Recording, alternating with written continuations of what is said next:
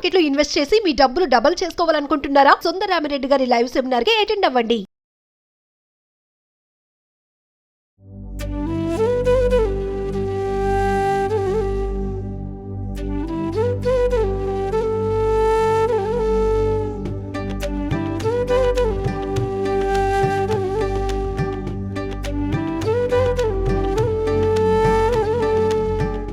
ప్రస్తుతం మనతో పాటు ప్రముఖ ఆధ్యాత్మికవేత్త శ్రీనివాసులు అనంతరామ శర్మ గురువు గారు ఉన్నారు. వీరితో ఈరోజు కొన్ని విషయాల గురించి మనం చర్చిద్దాం. గురుగారు నమస్కారం అండి. నమస్కారం. ఈ అమ్మవారి నవరాత్రులలో భాగంగా 3వ రోజున ఏ అమ్మవారిని మనము అలంకరణ అనేది చేసుకోవాలి, ఎలాంటి నైవేద్యాలను చేసుకోవాలి, పూజా విధానం ఏంటి గురుగారు? అన్నపూర్ణాదేవి మనకి అలంకరణ 3వ రోజు నీలం వస్త్రాలు కట్టాలి. అన్నపూర్ణాదేవి దద్దోజనము నైవేద్యంగా పెట్టాము.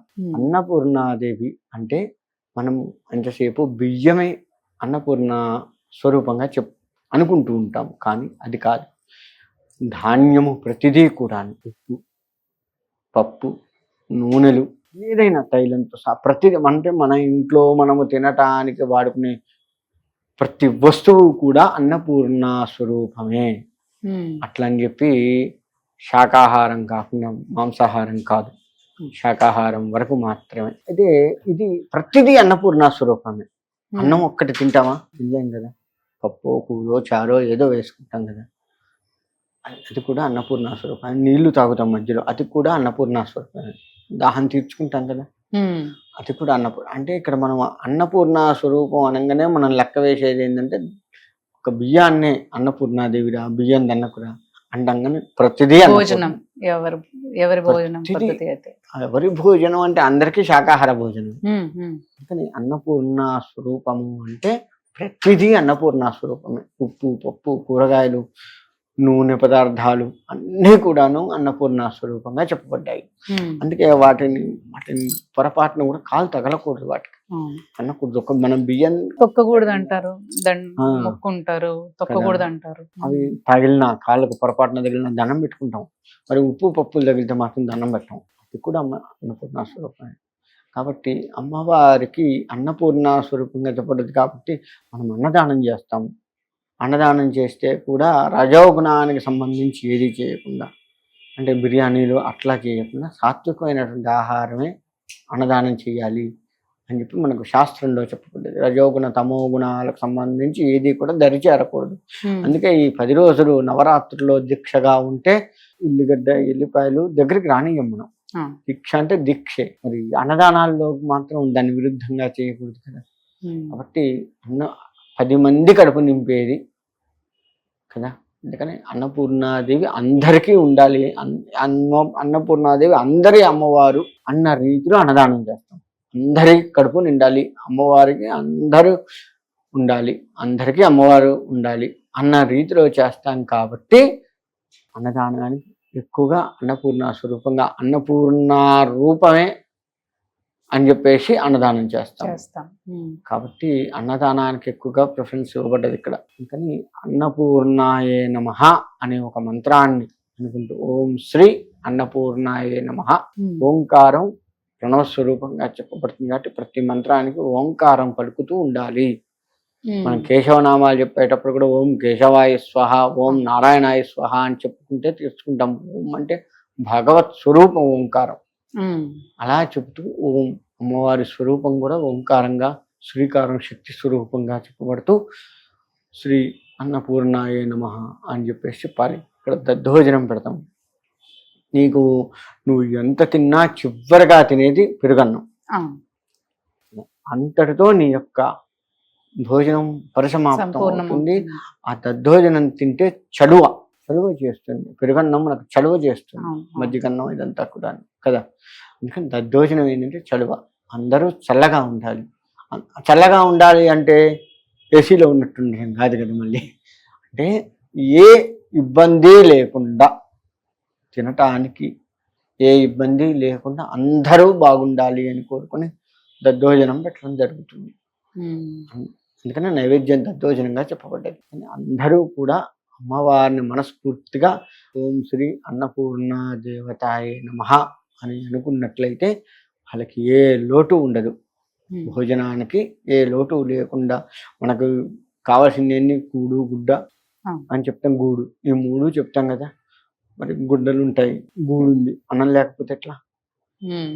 గూడు ఉంది, గుడ్డలు ఉన్నాయి, భోజనం లేకపోతే కష్టం కదా. అది కూడా ఉండాలని చెప్తాం కదా.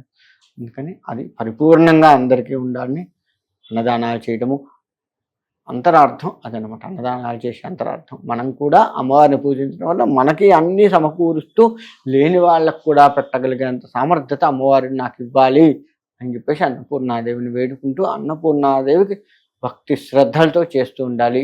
ఈ రోజు నాడు కాశీ వెళ్తే అన్నపూర్ణాదేవికి అత్యంత వైభవంగా జరుగుతుంది. ఉమ్. గమనించుకోండి, ఈరోజు కాశీలో అన్నపూర్ణాదేవికి అత్యంత వైభవంగా జరుగుతుంది. ఎందుకు అంటే అన్నపూర్ణాదేవి అక్కడ కొలువైంది. ఉమ్. సాక్షాత్తు శివుడికే అన్నం పెట్టగలిగిన ఇది అమ్మవారి ఉంది కాబట్టి అన్నపూర్ణాదేవి ఇంకా ఎక్కువ వైభవంగా జరుగుతుంది కాశీలో.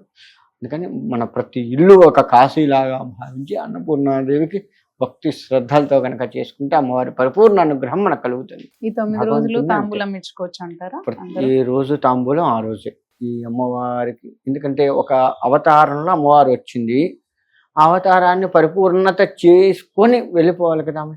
ఇంకో అవతారంలో మళ్ళీ మరో రోజు రావాలి కదా. ఉమ్. ఎందుకని ఏ అవతారంలో ఆ అవతారం తాంబూలం ఇవ్వాల్సిందే.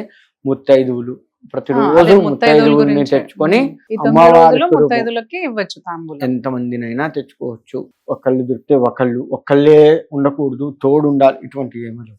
ఒకళ్ళైనా అమ్మవారికి ఇచ్చి మళ్ళీ ముత్తైదులకి ఎవరికైనా ముత్తైదువులకు ఒకరికైనా ఇవ్వచ్చు. ఇచ్చుకోవచ్చు అంటారు. అమ్మవారికి పెట్టిందే ముత్తైదువులకు ఇచ్చుకోవచ్చు, లేదు ముత్తైదువులకు ప్రత్యేకంగా తెచ్చుకోవచ్చు. ఇక్కడ చేసే పని ఏంటంటే పూజ చేసుకునే మనం ఏం చేస్తున్నామంటే ఒక 10,000 రూపాయల చీర తెచ్చుకుంటాం, అమ్మవారి ముందు పెట్టి కట్టుకుంటాం. ముత్తైదు వస్తే 200 రూపాయల చీర తెస్తాం. ఇది ఒకటి చేస్తారు మన వాళ్ళ దగ్గర మంచి తెలివితేటలు ఏంటంటే ఇది ఒకటి ఉంది. అంటే నిజంగా ముత్తైదువు రూపంలో మన ఇంటికి అమ్మవారు రావాలి, సాక్షాత్ అమ్మవారి స్వరూపాన్ని భావించే మనము అమ్మవారికి చేస్తున్నాము, అమ్మవారికే ఇస్తున్నాం అన్న దగ్గర మాత్రం పిసినారితనం చేస్తాం. మనం కట్టుకోవాలి, మనకే ఉంటుంది అన్నది మాత్రం కొంచెం ఎక్కువ రేటు పెట్టి మంచిది చూసి, కలరు అన్ని మంచిది చూసి, బార్డర్ ఉందా ఇవన్నీ చూసి తెచ్చుకుంటాం. కానీ ముత్తైదు సాక్షాత్ అమ్మవారే నా ఇంటికి వచ్చి తాంబూలం ఇస్తున్నాము తాంబూలం అని స్వీకరిస్తుంది అనుకున్న వాళ్ళకు మాత్రం మామూలు చీరలు తీసుకొస్తాం. అది తప్పు. చేతి ఏదైతే ఉందో బ్రాహ్మణులకు కావచ్చు, ముత్తైదువులకు కావచ్చు, వాళ్ళు వాడుకునేటట్లు ఉండాలి. హైదే ఉంది అని జాకెట్ ముక్కలైనా సరే వాడుకునేటట్లు ఉండాలి. మంచివి తీసుకొద్దాం. ఎప్పుడు ముత్తైదువులు శ్రావణ మాసంలో వస్తారు, ఈ అమ్మవారి నవరాత్రులు వస్తారు. ఎప్పుడు నువ్వు ముత్తైదువులను ఎప్పుడు పిలుచుకోవు కదా పిలుచుకోమా? కదా. కాబట్టి ఒకవేళ పిలుచుకున్న సత్యనారాయణ సంవత్సరం వ్రతంకి గృహప్రవేశాలప్పుడు పిలుచుకుంటాం. పిలుచుకున్న ముత్తైదువులందరికీ ఇట్లా చెయ్యం కదా మనం. ముత్తైదు అమ్మవారి స్వరూపంగా నువ్వు భావించి చెయ్యవు కదా. ఒక్క శ్రావణ మాసం అమ్మవారి నవరాత్రులు తప్ప మిగతా ఏ నెలల్లో కూడా నిజంగా అమ్మవారి స్వరూపంగా నువ్వు ఎవరిని భావించవు, చిట్టి శాపిస్తాను తప్ప కదా. కాబట్టి ముత్తైదు అంటే భగవత్ స్వరూపం, అమ్మవారి స్వరూపంగా భావిస్తున్నావు కాబట్టి మంచిదే పెడతాం వాళ్ళకు కూడా.